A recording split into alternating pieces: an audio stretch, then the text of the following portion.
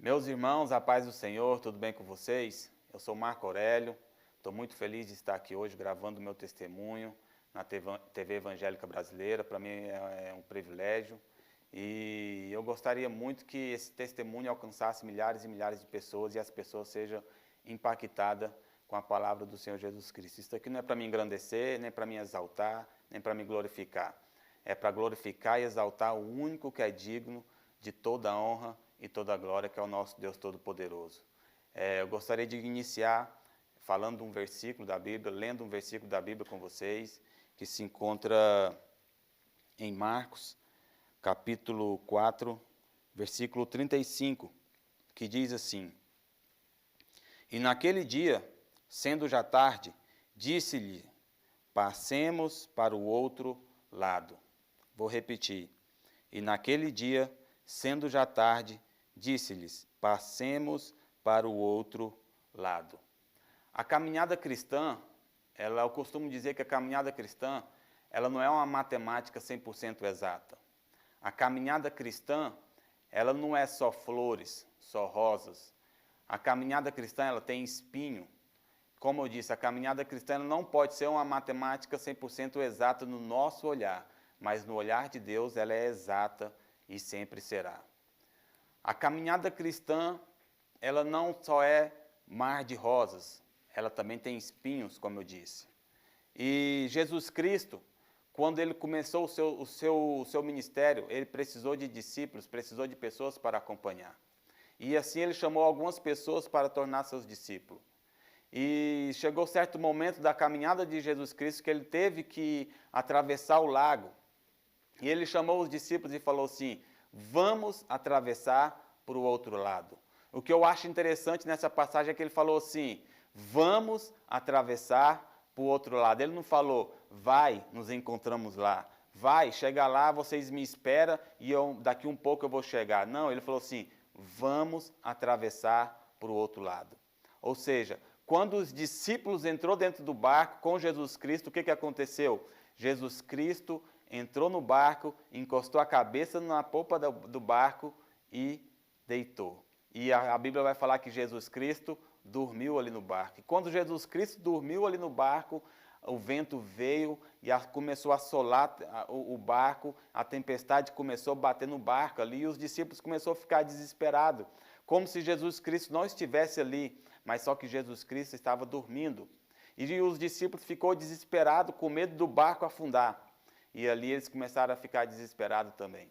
E da mesma forma que o vento bateu ali no barco dos discípulos, começou a assolar o barco ali, os discípulos ficou desesperados, o vento também e a tempestade também bateu na minha porta. Como assim, Marco Aurélio, a tempestade bateu na sua porta? Como assim, Marco Aurélio, a tempestade bateu no seu barco? Meu pai e minha mãe tinham um sonho que eu e mais o meu irmão se tornasse atleta profissional de futebol. E esse sonho, ele iniciou aos 7 anos de idade, eu com 7 anos e meu irmão com 6 anos de idade. Ali nós entramos para a escolinha do Goiás e começamos a nossa carreira, bem novo. E meu pai sempre se dedicando, abdicando de muitas coisas, mas minha mãe para que nós possamos realizar esse sonho. E nós conseguimos alcançar muitas coisas no futebol, nas escolinhas, nas categorias de base. E por incrível que pareça, para a honra e glória do nosso Senhor Jesus Cristo, nós conseguimos se tornar atleta profissional de futebol. E dia 8 de janeiro de 2012, eu iniciei um contrato na Aparecidense. E foi muito bom esse contrato na Aparecidense. Mas eu sempre, antes de eu me tornar cristão, antes de eu me tornar evangélico, eu vim de um lar que eu aprendi a orar. Quando, mesmo meu pai, mas a minha mãe não sendo cristão, evangélico, mesmo meu pai, mas a minha mãe não indo para a igreja, mas ele sempre nos ensinou a orar. Quando nós íamos tocar na comida, meu pai falava assim, você já orou? Quando nós ia dormir, meu pai, mas minha mãe já falava assim, você já orou? E quando eu ia para a casa dos meus avós, por incrível que pareça, eu escutava eles, minha avó de madrugada falando, Senhor, abençoe meu filho. Senhor, abençoa, Pai, a minha parentela. Senhor, abençoa os meus netos. Isso me tocava quando eu ouvia minha avó orar. E quando eu estava na casa do meu avô falava assim, ninguém toca na comida enquanto nós não orarmos. Vamos orar. Então, eu aprendi a orar. Eu aprendi a viver uma vida de oração. E mesmo antes de eu me converter, mesmo antes de eu estar na igreja, às vezes eu ia para a balada, às vezes eu chegava bêbado em casa, escondido dos meus pais, mas uma coisa eu aprendi, Senhor, se for para mim, eu colocava os meus joelhos no chão e falava, Senhor, se for para mim poder namorar, Senhor, se for para mim poder casar, coloca uma mulher de Deus na minha vida. Coloca uma mulher que esteja comigo para o que der e vier. E isso, às vezes pode ser bobo, às vezes pode ser, não pode ser interessante, mas eu fazia essa oração. E de onde você estiver agora, aonde você estiver assistindo, repita comigo dessa forma, Senhor, a oração do passado move as águas no presente. A oração do presente move as águas do futuro. Repita comigo, a oração do passado move as águas no presente. A oração do presente move as águas no futuro. Mas, Marco Aurélio, o que você quer dizer com isso? Mais para frente você vai entender. E a tempestade começou a bater no meu barco dia 8 de janeiro de 2012. Eu assinei contrato com a Aparecidense de 1 ano. E nós fomos jogar um amistoso aqui no estádio de Goiás contra o Vila Nova, de manhã. E eu joguei, e para honra e glória do Senhor, fui considerado um dos melhores jogadores em campo. Não para me engrandecer, mas para glorificar o nome do Senhor. E fui embora para casa. Quando eu fui embora para casa, minha mãe me ligou e falou assim, meu filho, vem jantar aqui em casa hoje. Seu irmão vai viajar, vai para Rio Verde, e eu queria fazer uma janta aqui para vocês. Falei assim, mãe, eu não sei, eu estou muito cansado, estou desgastado porque o jogo foi de manhã, o sol estava muito quente, então não sei se vai dar para mim poder ir. E aí eu mais a minha esposa na nossa casa, quando deu mais ou menos umas 6 horas da tarde, a gente resolveu ir. E nós fomos para a casa dos meus pais. E chegando lá, eu não fui para a igreja, mas o meu irmão foi para a igreja. E aconteceu algo muito interessante lá na igreja. Eu estava lá em casa, na casa dos meus pais, e meu irmão mais a minha cunhada chegou. E quando ele chegou, ele falou assim, nossa, aconteceu algo muito interessante lá na igreja. Aí, gente, o que aconteceu? A equipe de louvor estava louvando, e quando a equipe de louvor estava lá no meio do louvor, o nosso pastor levantou e mandou todo mundo ficar de pé e parar o louvor e fazer uma oração muito forte, porque Deus estava livrando um membro da igreja de morte. E esse membro era eu. Mas sabe o que eu acho interessante?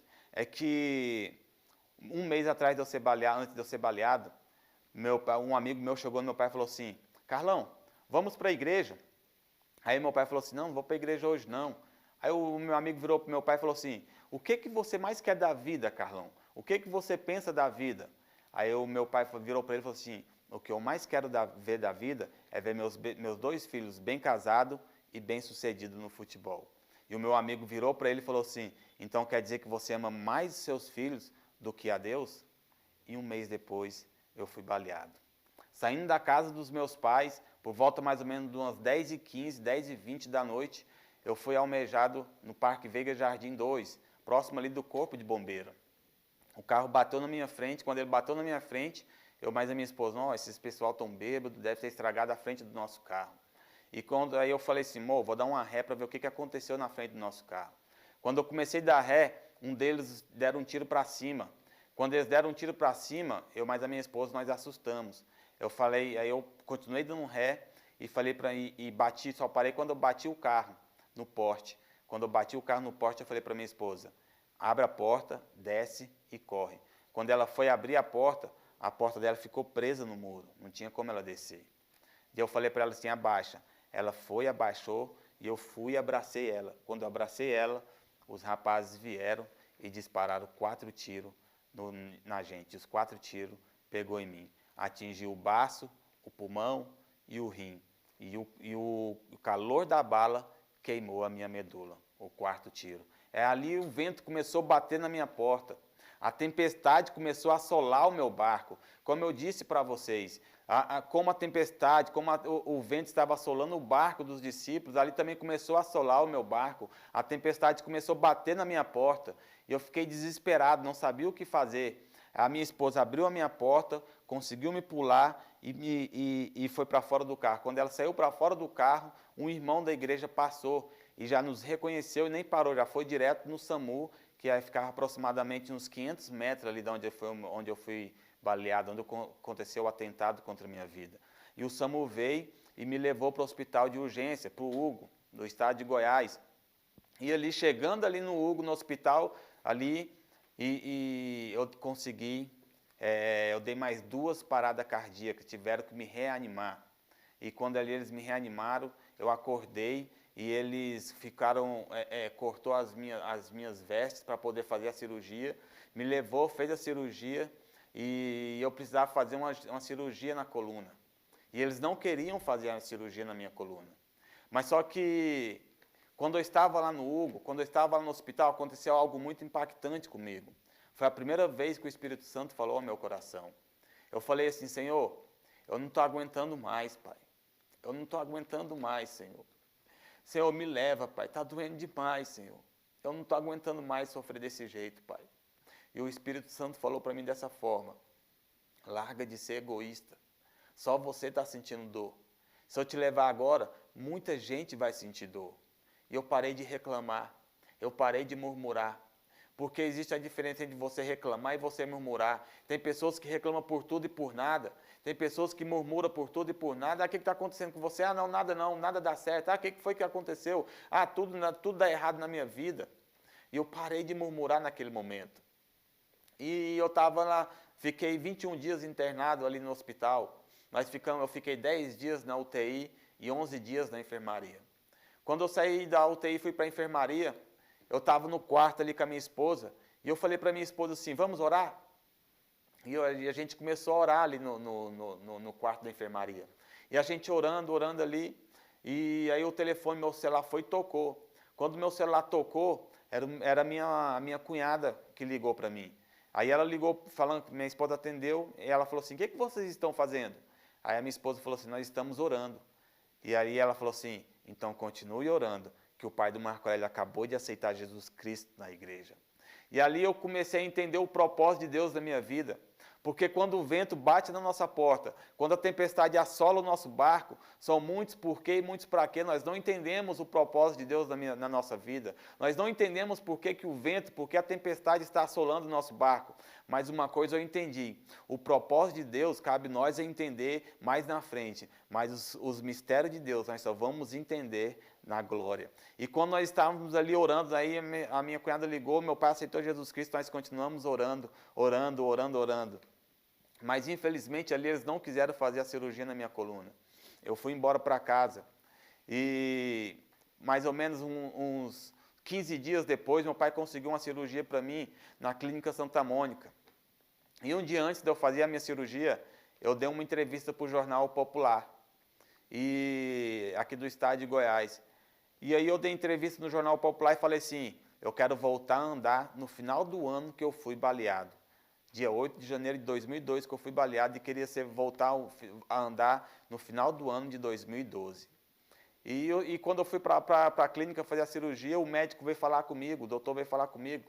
É normal quando você vai fazer uma cirurgia de risco, o doutor vir falar com você, o médico vir falar com você. E ele virou para mim e falou assim: Marco Aurélio, eu vi a sua entrevista, mas infelizmente você não vai voltar a andar. Você vai ficar paraplégico. E aquilo ali para mim foi um baque muito grande. Foi um baque muito grande porque as minhas pernas eram a minha ferramenta de trabalho. E eu falei: Senhor, o que eu vou fazer da minha vida? Eu não sei fazer mais nada, Pai. E eu fui para a sala de cirurgia. A cirurgia durou em torno de 7 a 9 horas. E quando eu saí da cirurgia, fui para a UTI, a minha esposa foi me ver. Quando a minha esposa veio me ver, eu falei para ela assim, dessa forma: amor, você é bonita, você é jovem, você pode me largar. Eu dei a carta de divórcio para minha esposa. Sabe o que ela falou para mim? Ela virou para mim e falou assim: com você eu vou até o fim. Com você eu vou até o fim. Sabe do que eu lembrei? Das minhas orações lá atrás. Senhor, se for para mim poder namorar, se for para mim casar, coloque uma mulher de Deus na minha vida que esteja comigo para o que der e vier. Coloque uma mulher de Deus que esteja comigo para o que deve é. Mas sabe o que acontece nos dias de hoje? Muitos jovens não querem orar. Muitos jovens não querem compromisso com oração. Os jovens não querem orar. Às vezes chega na igreja, pega a Bíblia, joga em cima do banco e já vai lá para fora para poder conversar. Chega, os jovens já pegam a Bíblia, coloca em cima do banco, vai lá para fora para poder conversar sobre carro, sobre roupa. As jovens pegam a Bíblia, coloca em cima do banco e já vai para o banheiro se maquiar. Tenha compromisso com oração. Tenha compromisso com o Senhor Jesus Cristo. O que é oração? É você conversar com o Pai. Se você não orar aqui, o que você quer fazer no céu? Porque o céu é Ele, é você conversar com Ele. A oração é a mola que impulsiona a igreja. Se você não orar aqui, o que você quer fazer no céu? E ali, ela falou para mim, com você eu vou até o fim. E nós fomos para casa. E ali eu tinha que voltar, eu tinha que fazer as minhas fisioterapias. Eu consegui a vaga no centro de reabilitação aqui do estado de Goiás, que é o CRE, que é referência nacional. E ali eu fiquei 74 dias internado. Na época, só podia ficar 30 dias internado lá no CRE, eu fiquei 74 dias internado. Eu fui o paciente que ficou mais tempo internado lá. E quando eu estava lá no CRE, internado, aconteceu algo que eu falei para o Senhor, Senhor, eu não quero viver dessa forma, Pai. Eu não quero viver dessa forma. Eu ia tomar banho, eu passava para a cadeira de banho, e quando eu ia para o banheiro, minha esposa me empurrando para ir para o banheiro, até chegar no banheiro, ela falava assim, quando nós chegávamos lá no banheiro, ela falava assim, olha para trás. Quando eu olhava para trás, me perdoe a palavra que eu vou falar, eu já tinha feito cocô tudinho no chão. Eu falava, Senhor, eu não quero viver dessa forma, Pai. Eu não quero ver, Pai, por que o vento está batendo na minha porta, Senhor? Por que essa tempestade está assolando o meu barco, Pai? Eu não quero viver dessa forma, eu não quero que minha esposa viva dessa forma, Senhor. Me ajuda, Pai. Eu tive que sair, quando eu saí da internação, e a minha esposa comigo, 74 dias internada lá comigo. Quando eu saí do CRE, eu tinha que usar fralda. Eu fiquei quase um ano usando fralda. Quase um ano usando fralda. Mas teve um dia que eu falei assim, eu não preciso usar mais fralda. Aí eu fui descobrir, sabe por que eu não podia usar mais fralda? Porque minha mãe estava fazendo uma campanha de madrugada de oração para Deus me livrar dessa fralda. Por isso que eu falo, a oração, ela é a mão que é a chave que move a mão de Deus. E vocês precisam orar, eu preciso orar. Eu não estou falando que só eu que oro, não, nós precisamos orar, nós devemos orar. Porque, igual eu falei, a oração é a mola que impulsiona a igreja. E nós somos a igreja. Quando nós estamos reunidos, nós somos a igreja de Cristo. E ali eu fiquei 74 dias internado lá no CRE. Ganhei alta. Aí eu precisava ir e voltar para poder fazer fisioterapia lá, 3 dias na semana.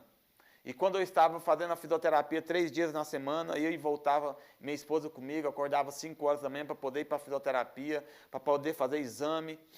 E teve um dia que eu fui tomar banho, depois de mais ou menos de uns 6 meses após a cirurgia, teve uma vez que eu fui tomar banho e ela foi lavar as minhas costas. Quando ela foi lavar as minhas costas, ela falou assim, amor, tem algo diferente aqui na cirurgia das suas costas, na sua coluna. Eu falei, o quê? Ela parece que tem um ponto saindo, parece que tem um ponto que por dentro que está saindo da cirurgia. E aí, quando passou uns 2, 3 dias, eu falei, não, vamos falar para o meu pai, não vamos chamar meu pai, porque quem é pai, quem sabe que quando acontece alguma coisa com o filho está passando mal, onde quer ir? No hospital. E ninguém gosta de ir para o hospital. Se tem alguém que gosta de ir para o hospital, tem algum parafuso a menos na cabeça. E ali, passou uns 2, 3 dias de novo, quando eu fui tomar banho, ela foi lavar as minhas costas, ela falou, amor, parece que está saindo uma secreção na sua cirurgia. E eu falei, não, vamos mostrar para o meu pai. Aí passou mais ou menos 20 dias, 25 dias, aí começou a piorar. A secreção estava saindo mais secreção, o ponto já estava para fora, e aí não teve como. Eu chamei meu pai, mostrei para meu pai, porque quando eu fui baleado, nós voltamos a morar na casa dos nossos pais, dos meus pais. E ali ele veio e olhou e falou assim, tem quanto tempo isso daí? Falei, pai, tem quase um mês. Quase um mês? Vamos para o hospital agora. Aí eu falei, tá vendo? Por isso que eu não queria mostrar para ele, porque eu sabia que nós ia para o hospital, por isso que eu não queria mostrar para o senhor, porque o senhor ia falar para nós ir para o hospital. Nós fomos para o hospital.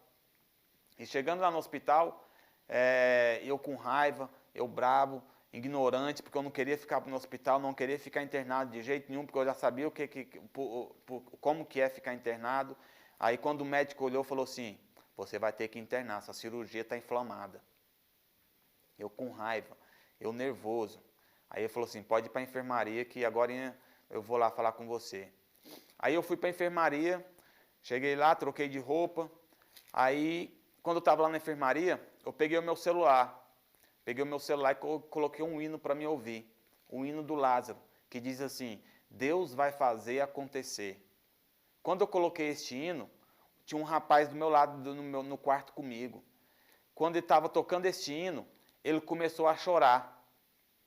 Aí eu olhei para ele assim, para o lado assim, aí eu olhei o nome dele escrito em cima e falei assim, por que você está chorando, Diomar? E ele chorando, chorando, chorando, eu falei, você está bem? Ele, estou bem. Aí ele pegou na minha mão e falou assim, Marco Aurélio, eu estou curado. Ele falou, Marco Aurélio, eu estou curado. E ali eu mais a minha esposa, nós começamos a orar novamente. Nós orando, orando, orando, orando, orando tão forte, uma oração tão forte, e ele chorando, chorando, que as enfermeiras começaram a ficar preocupadas, começou a entrar dentro do quarto, e ela falou assim, Diomar, o que está acontecendo? Você está bem? Eu falei, não, está tudo bem com ele, está tranquilo, e nós orando, orando, orando, e ele pegou na minha mão novamente e falou assim, Marco Aurélio, eu estou curado. E sabe o que aconteceu? Ele reconciliou com Jesus ali naquele momento. Ele falou para mim assim, Marco Aurélio, eu ia para a igreja com uma bicicletinha velha, Ele virou para mim, eu virei para Deus, conversando com Deus, falei assim, Senhor, me dá pelo menos uma motinha para me poder ir para a igreja, para me poder servir o Senhor. Sabe o que aconteceu? Deus deu 2 motos para ele, mas infelizmente ele desviou dos caminhos do Senhor. Ele andando de moto, veio um carro e ele bateu no meio do carro e quebrou a coluna em 6 lugares. Mas para a honra e glória do Senhor Jesus Cristo, quando nós estávamos orando ali, ele foi curado. Ele foi curado, ele não saiu de lá de cadeira de roda, ele saiu de lá andando para a honra e glória do nosso Senhor Jesus Cristo. Ele saiu de lá andando. E ali eu fiquei 13 dias internado. E a minha esposa comigo, dormindo lá numa cadeira. Dormindo numa cadeira, eu acordava de madrugada, olhava assim, Senhor, me ajuda, Pai. Me ajuda a poder dar o de melhor para minha esposa. Me ajuda, Senhor, a dar o que ela merece nessa vida, Senhor. Em nome do seu Filho Jesus Cristo. E ali eles drenaram a minha cirurgia. Fui embora para casa. Mas quando eu fiz a minha primeira cirurgia, eu fiquei na clínica sozinho. A minha esposa não podia ficar comigo. E não podia ficar comigo. E quando eu estava lá internado, veio tinha um rapaz do meu lado e falou assim, eu vou matar todo mundo aqui. E eu só conseguia pensar, Senhor, de novo, só peço uma coisa, Senhor, com bala não, já tomei 4 tiros, com bala não. Mas aí quando ele passou a noite toda falando, a madrugada toda, eu vou matar todo mundo aqui, eu preocupado, eu falei, eu vou ser o primeiro a morrer, porque eu não ando. Vou ser o primeiro a ir para a glória, porque eu não ando. Aí de manhãzinha, na hora que a enfermeira chegou, já chamei ela, falei assim, o rapaz, ele falou que vai matar todo mundo. Quando eu falei isso, ela, não, ele está com um problema na cabeça. Aí eu falei assim, Senhor, me perdoa, mas graças a Deus, porque ele não vai matar ninguém. Me perdoa, Senhor. E eu fui embora para casa, fiz a minha segunda cirurgia, e mais ou menos 1 ano depois, eu estava em casa, e aí eu comecei a sentir uma dor nas costas. E ali eu fui para dentro do quarto, mas a minha esposa, eu fui tomar banho, ela olhou as minhas costas e falou assim, amor, está saindo um ponto de novo nas suas costas. Eu falei, não é possível. Voltei para o hospital. Aí fizeram outra drenagem nas minhas costas. E fui embora para casa, voltei, e aí, passar mais ou menos 1 ano, eu tinha uma agenda para cumprir. E quando eu fui trocar de roupa, as minhas costas estavam doendo muito. Eu pensei que tinha sido por conta da fitoterapia, mas eu falei, amor, minhas costas estão doendo demais, demais. Quando ela olhou minhas costas, a minha cirurgia estava toda vermelha e inchada. toda vermelha. E ela falou assim, você não vai aguentar a cumprir a agenda de hoje. Eu falei, eu tenho que ir, eu não posso desmarcar, eu não posso desmarcar a agenda, eu tenho que ir. E eu fui.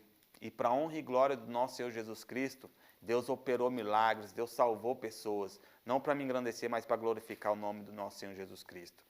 E aí eu falei assim, eu vou cumprir a agenda e no outro dia eu já vou para a clínica. Quando eu fui para a clínica, cheguei lá na clínica no outro dia, na segunda-feira, o doutor olhou minha cirurgia e falou assim, Marco Aurélio, a sua cirurgia está toda inflamada, nós vamos ter que abrir ela toda. E quando ele falou isso, veio um sentimento de tristeza no meu coração. Eu falei, pai, por que está acontecendo isso comigo, pai? Pai, por que essa tempestade está assolando, não vai parar de bater no meu barco, Senhor? Essa tempestade não vai terminar, essa tempestade não vai parar de bater na minha porta. Essa tempestade, esse vento não vai parar de assolar o meu barco. Me ajuda, Senhor. O que eu tenho que fazer, pai? Como que eu vou fazer essa tempestade parar? Como que eu vou fazer esse vento parar? Foi quando eu cheguei nesse versículo ao qual eu acabei de ler. Foi quando eu cheguei nesse versículo, qual eu li 2 vezes, que diz assim, eu vou ler novamente. Naquele dia, sendo já tarde, disse-lhes, passemos para o outro lado. Jesus Cristo falou, nós vamos passar. Jesus Cristo, eu vou passar com você. Mas eu fiquei sem entender. O Senhor está comigo no barco, mas aqui na palavra do Senhor está dizendo que o Senhor está dormindo. Foi quando eu comecei a ler e entender. E eu fiquei imaginando dessa forma. Jesus Cristo 100% homem e 100% Deus. E os discípulos ali desesperados, os discípulos ali, eu fico imaginando com alguns querendo pular do barco, desesperado. A Bíblia não fala, mas eu fico imaginando alguns discípulos querendo pular do barco, alguns discípulos preocupados, nós vamos morrer, será que não importa? Será que não importa que nós vamos perecer, que não importa que nós vamos morrer e o mestre está dormindo? E eu fico imaginando o lado 100% homem de Jesus Cristo, cansado, dormindo. E eu fiquei imaginando o lado 100% Deus de Jesus Cristo, olhando assim, falando, não abandone o barco, não abandone o barco, eu estou aqui do seu lado, é só vocês me acordar, porque só existe algo, eu aprendi que só existe algo para poder acalmar a tempestade na minha vida, como acalmou a tempestade na minha vida, eu entendi que só existe algo que pode acalmar a tempestade na sua vida, e na minha vida, na nossa vida, que é acordar Jesus Cristo. Acorde Jesus Cristo no seu barco. Eu não sei o que você está passando. Eu não sei qual é a tempestade que está assolando o seu barco. Eu não sei qual é o vento que está batendo na sua porta.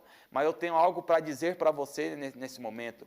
Acorda Jesus Cristo no seu barco. Acorda Jesus Cristo de Nazaré no seu barco, porque eu tenho a certeza que Ele vai acalmar a tempestade, que eu tenho certeza que Ele vai acalmar o vento, que vai acalmar o vento que está batendo na sua porta. Acalma Jesus Cristo. Da mesma forma que Jesus Cristo acalmou a tempestade no meu barco, como eu estava desesperado, eu falava, Senhor, eu não sei o que vou fazer, eu não sei o que devo fazer, agora eu estou na cadeira de roda, eu sou paraplégico, o que eu vou fazer? Acalma. Acorda Jesus Cristo, que Ele vai acalmar a tempestade e vai acalmar o vento, vai cessar o vento, e aí Ele vai tirar as escamas dos seus olhos e você vai poder ver, você vai poder enxergar o que você deve fazer, você vai começar a entender o propósito de Deus na sua vida. Assim como através que eu fui baleado, meu pai aceitou Jesus Cristo, eu não entendi o propósito, porque eu estava numa cadeira de roda, meu pai aceitou Jesus Cristo, eu não entendi porque, eu entendi o propósito, porque eu estava lá, porque eu fui parar na cadeira de roda.